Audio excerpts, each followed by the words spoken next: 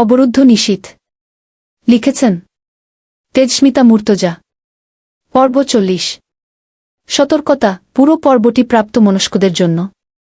বিকেলের নরম রোদ দোতলার সিডি ঘরের জানালা পেরিয়ে চাঁদনির মুখে পড়ছিল। কি যে মোহিনী লাগছিল দেখতে। অন্তর কপালটা সন্তর্পণে কুঁচকে যায়। পা থেকে মাথা অবধি স্থির নজর ঘুরিয়ে দেখে বিস্ময়ে। ভ্রমের মতো লাগছিল। আকাশি রঙা জামদানি শাড়ির পাটটা সোনালি। দুহাতে সোনালি রুলি বালা চাঁদনির। বিশাল একটা খোপা করেছে ঘাড়ের উপর। খোপাতে স্বর্ণালী মোড়ক। অন্তু আন্দাজ করতে চায় এটা ঠিক কতটা অভিজাত্যের পরিচয়। পরিমেয়ে দুর্বোধ হাসি চাঁদনির ঠোঁটে। 19 শতকের কোনো উচ্চ জমিদার বংশের ঠাকুরাইন গিন্নি দাঁড়িয়ে আছে যেন তার সম্মুখে।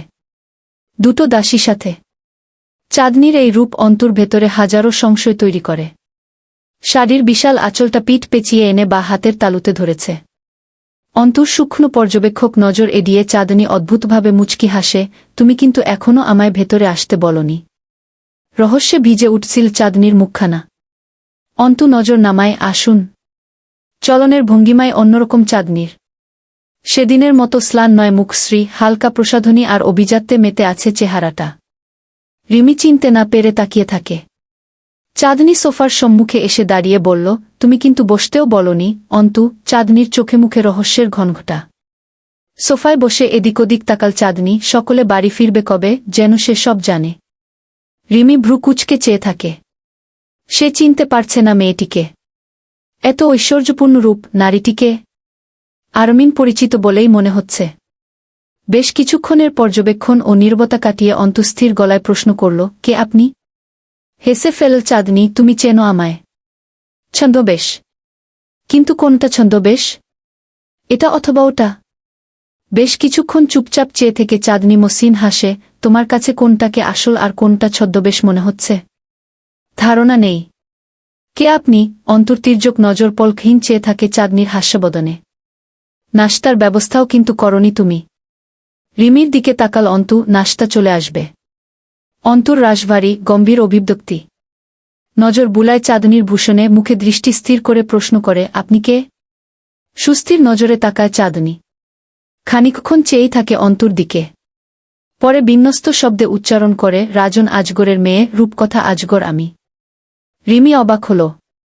রাজন আজগরের মেয়েটা এখানে কি করছে? আর মিনি বা চিনল কি করে? অন্তুর নাকের পাটা ফুলে ওঠে, ভ্রুর মাঝে ভাঁজ পড়ে আলগোছে। অর্থাৎ আপনি পলাশ আজগরের চাচাতো বোন? বউ। পলাশ আজগরের বিয়ে করা বউ। স্থির কণ্ঠে বলে চাঁদনি। মুখে স্মিত হাসি। অন্তুর বুকের স্পন্দন উল্লেখযোগ্য হারে বাড়ে একটু। এক মুহূর্ত দম আটকে চেয়ে থাকে। রিমি ওদের কথোপকথনের অধিকাংশই বুঝতে পারছিল না। অথচ কিছু একটা আগ্রহ পাচ্ছিল। সে উঠল না নাশতার ব্যবস্থা করতে।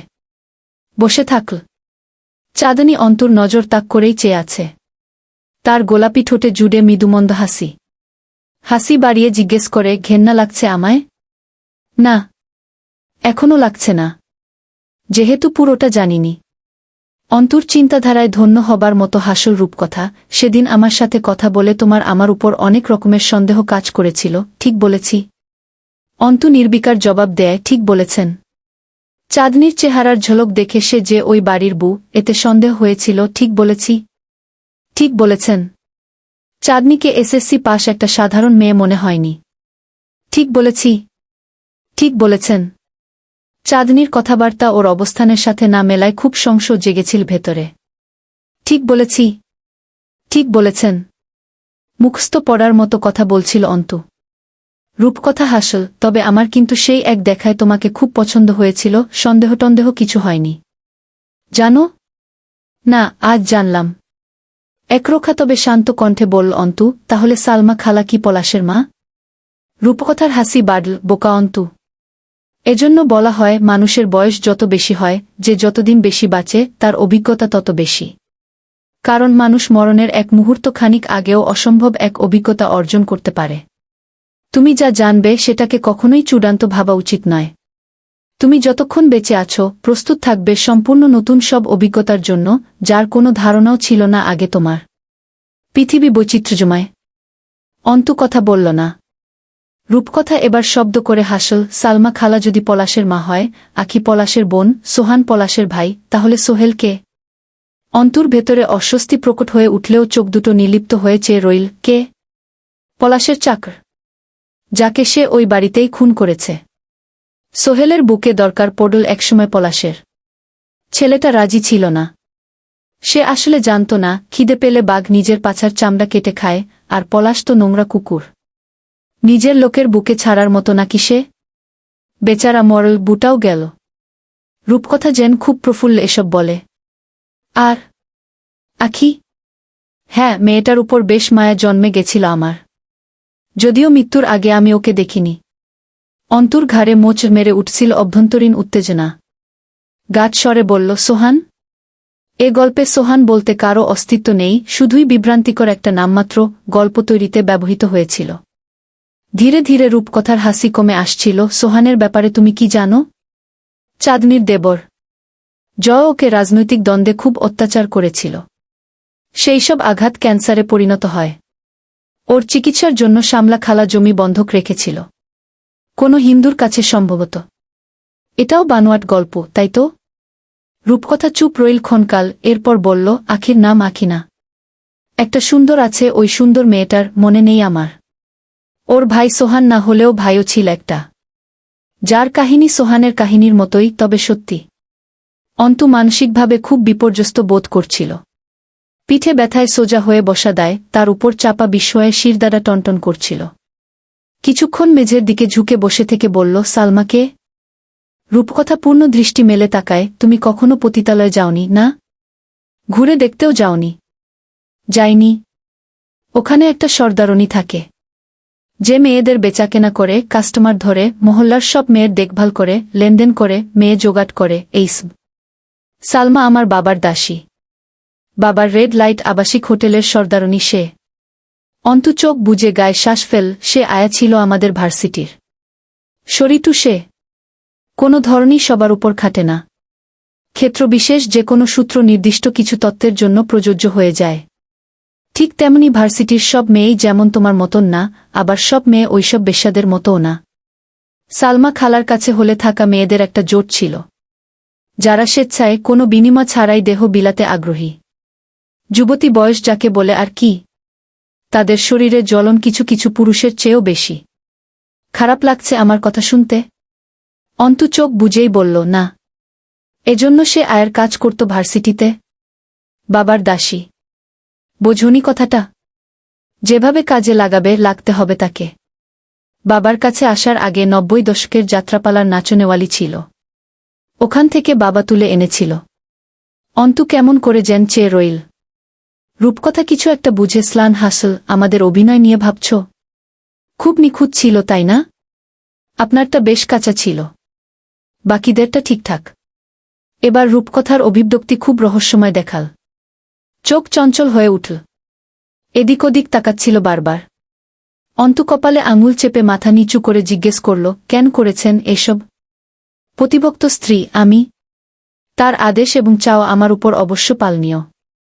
সে আমাকে ভীষণ ভালোবাসে, আর আমি তার জন্য এটুক করতে পারব না? জমিটা একটা হিন্দুর ছিল। হিন্দু সেটা বন্ধক রেখে পলাশের কাছে টাকা নিয়েছিল চড়া সুদে। সেই টাকা শোধ করেনি, জমি পলাশের।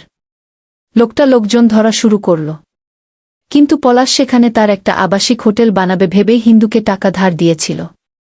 হিন্দু কান্নাকাটি করলেই ছেড়ে দেবে সে? কিন্তু সবখানে জোরজবরদস্তি করতে নেই। রেপুটেশন বলতে একটা কথা আছে। সুতরাং গল্প বানাতে হলো। এর মাঝে আখি মানে ওই মেয়েটার মার্ডার হয়ে গেল। সব গুলিয়ে একটা জোড়াতালির গল্প বানাতে হয়েছিল। সেখানে অভিনয় করেছিলাম আমরা কয়েকজন। খুব কষ্ট করতে হয়েছিল। কতগুলো দিন সারাদিন ওই টিনের ঘরে থাকতে হয়েছে। রাত গভীর হলে তবে বাড়ি ফিরতে পেরেছি। অন্তঃশ্বাস আটকে বসেছিল। দুনিয়াটা আসলেই বৈচিত্র্যময়। একটু ভুল বলেনি রূপকথা। তার পিঠের ব্যথা কমে গিয়ে মাথা ব্যথা প্রকট হচ্ছিল। হুট করে রূপকথা বলল, সেদিন রূপটুপে তোমার কান্না, চিৎকার খুব করুণ ছিল। অন্তু পাথর হয়ে গেল যেন। রূপকথা অন্তুকে দেখে ঠোঁট কামড়ে হাসল। মেয়েটা হাসে বেশি, অথচ সেগুলো হাসি নয়, অন্য কিছু। বলল, এবার আমাকে খুব ঘেন্না লাগছে, তাই না? না, পুরোটা শুনিনি এখনো। মূর্তির মতো কঠিন অন্তুর মুখের অবয়ব। রূপকথা অবাক হল, ভ্রু জড়িয়ে ফেল। অন্তু বলল, ওখানেই ছিলেন আপনি? তোমার বাবাকে সেবাও করেছিলাম, তিনি অবশ্য তখন বেহুশ ছিলেন। মেরে জ্ঞানহারা করে ফেলে রাখা হয়েছিল। অন্তুর বুকটা ছলাৎ করে ওঠে। কোথা থেকে যেন কঠিন একদলা যন্ত্রণা এসে বোধহয় হৃদযন্ত্রের রক্ত সঞ্চালনে বাধা হয়ে দাঁড়াল। নিষ্পলক চেয়ে রইল রিপকথার দিকে। অন্তু অনেকক্ষণ যাবৎ সোফায় হেলান দিয়ে বসেছিল চুপচাপ, নজর ছিল ছাদের দিকে। কাঁদেনি মেয়েটা, সমস্ত কলজে ছেঁড়া ব্যথাটুকু শোষণ করেছে নিজের মাঝে। নিজেকে আটকে রাখতে পারবে না এই ভয়ে আজ অবধি আব্বুর কবরখানা জিয়ারতে যায়নি। কী সব আব্বুর সাথেকার পুরনো স্মৃতি ভেতরটাকে ঝাঁঝরা করে তুলছিল। অন্তু জোরে শ্বাস নিয়ে এক লহমায় নিজের কাঠিন্যে ফিরে এলো। কেন করেছেন এসব? দীর্ঘ নীরবতা। গুমোট এক সন্ধ্যা। 5 জন নারী সামনাসামনি বসে আছে। শুধু ঘড়ির টিকটিক আওয়াজ জানান দিচ্ছে সময় প্রবাহমান, সময় থামে না। সবার বাবা আমজাদ সাহেবের মতন হয় না অন্তু। কিছু বাবা রাজন আজগরের মতোও হয়। আমাকে অস্ট্রেলিয়া পাঠানো হলো খুব অল্প বয়সে। স্নাতক শেষ করে ফিরলাম দেশে। বাবা ঢাকা থেকে ফিরল। রাতে ডেকে বলল, রূপ মামুনি আপনারে আর আমার কাছে রাখতে চাচ্ছি না। আমি বেশ লজ্জা পেয়ে গেলাম, আমি যাচ্ছি না কোথাও। বাবা হাসতে হাসতে বলল, কোথাও যেতে হবে না, শুধু তোকে নিজের কাঁধ থেকে ঝাড়তে চাইছি। এ পর্যায়ে মলিন হাসল রূপকথা। জানতে পারলাম পলাশ ভাইয়ার সাথে বাবা বাঁধতে চায় আমাকে। পালাতে চেয়েছিলাম আমি। লুকিয়ে দেশের বাইরে চলে যেতে চেয়েছিলাম। বাবা কেন এমন চাইল জানো? বাবার ধান্দা সামলানোর ক্ষেত্রে বড় চাচার ছেলে পলাশ বাবার চেয়েও বেশি দক্ষ। আর তাকে হাতে রাখতে, সম্পত্তি নিজের রক্তের কাছে রাখতে সে নিজের ওরসজাত মেয়েকে বলি দিতে পারে বাবা শখের সাথে। এ অবস্থায় তুমি হলে কি করতে অন্তু? বাবাহীন সন্তান আমি, এই পরিচিতিতে জীবন কাটিয়ে দিতাম। ওটা তো জার্জের পর্যায়ে চলে যেত। তুমি বাস্টার্ড বলে পরিচিত হতে। আপনার বাবার মতো বাবাকে বাবা মানার চেয়ে কি ভালো নয় আমি পিতৃপরিচয়হীন অজন্মা হয়ে বাঁচব? উদাস হয়ে পড়ল রূপকথা। আমি পারিনি। বাবার স্বার্থপরতার কাছে মানসিকভাবে হেরে গেছিলাম। এরপর এই তুমি আমার বাসরাতের গল্প শুনবে? অন্তু জবাব দিল না। রূপকথা সোফাতে শরীর এলিয়ে শাড়ির কুচি গুটিয়ে পায়ের উপর পাতুলে বসল, দৃষ্টি ছাদে নিবদ্ধ। এত সুন্দরী এই রূপকথা, তার উপর এমন সাজসজ্জা, ঠিক যেন রাজকুমারী লাগছে। অথচ মুখটা স্লান এখন। পলাশ ভাইয়াকে একটা বাংলো বানিয়ে দিয়েছিল বাবা। সেখানে কাঁচা গোলাপের বাসর। বসে আছি আমি, মৃত্যুর অপেক্ষা করছি। পলাশ এলো, হাতে অ্যালকোহল ভর্তি হিপ ফ্লাস্ক। ফুলের উপর ছেঁচড়ে আতশোয়া হয়ে পড়ল। দেরি করার সময় নেই তার। থকথক করে খানিক গিলে একটানে আমার শাড়ির প্রান্ত ধরে টান দিল। শাড়ির পাট ছিঁড়ে পলাশের হাতে চলে গেছিল জানো? খুব শক্ত হাত, বুঝলে? অন্তু চুপচাপ তাকিয়ে রয় রূপকথার দিকে। মেয়েটা ছাদের দিকে তাকিয়ে কথা বলছে। স্যাডিজম বোঝো? স্যাডিস্ট না, ভয়াবহ মানসিক রোগ। সাধারণ পুরুষেরা নারীকে স্পর্শ করে এবং আদরের মাধ্যমে নিজেদের শারীরিক চাহিদা মেটায়। এই রোগে আক্রান্তরা কি করে জানো? অন্তু তাকিয়ে রইল। ধর্ষকামী হয়। অর্থাৎ সাধারণভাবে নারীদেহ ভোগ করে এরা সন্তুষ্টি পায় না। নারী শারীরিক যন্ত্রণায় যত বেশি চিৎকার করে, এদের কানে সেই চিৎকারের আওয়াজ, নারীর দেহের ক্ষত এবং মুখের করুণ কাতরতা এদেরকে যৌন সুখ দেয়া। অর্থাৎ এরা নারী শরীরকে অমানুষিক আঘাতের মাধ্যমে সুখ পায়। অন্তুর ভেতরটা অস্থির হয়ে উঠল। এই তৃপ্তিটা অন্তু সেদিন রুফটপে পলাশের মুখে দেখেছিল যখন অন্তু কাঁদছিল। অন্তু অবাক হল। অসংখ্যবার বলেছে পলাশ পাগল, ওর মানসিক সমস্যা আছে, ও শালা সাইকো। আমি সাধারণভাবে কাঠিন সব সত্যি বলে বোঝার উপায় থাকে না। অন্তু কপাল চেপে ধরল। রূপকথা বলল, আমার শরীরে অনেক দগদগে দাগ আছে, দেখবে? অন্তু কিছুক্ষণ চুপ থেকে বলল, এরপর কি হয়েছিল? রূপকথা হাসল, বাসর হল। যা এতদিন অন্য সব মেয়েরা শুয়েছে তা আমি সইলাম। চাবুক দিয়ে পেটানো হলো আমাকে। আমার প্রতিটা আত্মচিৎকার পলাশের মুখে হাসি ফুটাচ্ছিল। একটা মজার কথা শুনবে অন্তু? অন্তু তাকায়। রূপকথা হাসল, বাবা আমাদের বাসর ঘরের বাহিরে সোফায় বসে ড্রিঙ্ক করছিলেন। আমার চিৎকারে প্রতিটা ইটের গাঁথুনি কেঁপেছিল সেদিন। বাবা খুব শক্ত লোক, তাই না? বাবারা এমন হয়? অবিশ্বাস্য। অন্তুর মনে হল তার সাথে কিছুই হয়নি। এই দুনিয়ার কোপানলে সে পড়েইনি। উহু। এমন নয়। ঘৃণ্য, তবে তুলনায় গেলে অনেক সুস্থ। জিজ্ঞেস করল, এরপর? আমাকে উল্টো করে শক্ত করে খাটের সাথে বাঁধল পলাশ দড়ি দিয়ে। অন্তু আর শুনতে চাইল না। তার ভেতরে অদ্ভুত ধরনের এক হিংস্রতা কাজ করছে, সাথে মেন্টালি ডিপ প্রেশার ফিল করছিল, শরীরটা অবশ হয়ে আসছে। রূপকথা থামল না, সারা পিঠে কোনো মাংসাশী প্রাণীর মতো কামড়েছিল পলাশ। যেন সে খুবলে মাংস খেতে চায়। আমার চিৎকার কমে আসলে তার আঘাত জোরালো হচ্ছিল। সে চিৎকার শুনে এবং আমার কান্নায় তৃপ্তি পাচ্ছিল। অন্তু হাত উঁচিয়ে ধরল। সে আর শুনতে চায় না, নিতে পারছে না। রূপকথা সোজা হয়ে বসল। তোমার মনে প্রশ্ন আসছে না? বাবা কি করে সহ্য করছিল?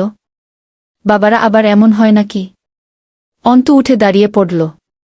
সে আর নিতেই পারছে না। তার সামনে বাবা মানে আমজাদ সাহেব। এক ব্যক্তিত্ববান, গম্ভীর, কর্তব্যপরায়ণ, নিখুঁত মানুষ।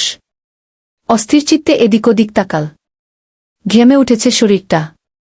তার মনে হচ্ছিল সে কোনো ডার্ক ম্যাগাজিন পড়ছে, এসব বাস্তব হতে পারে না।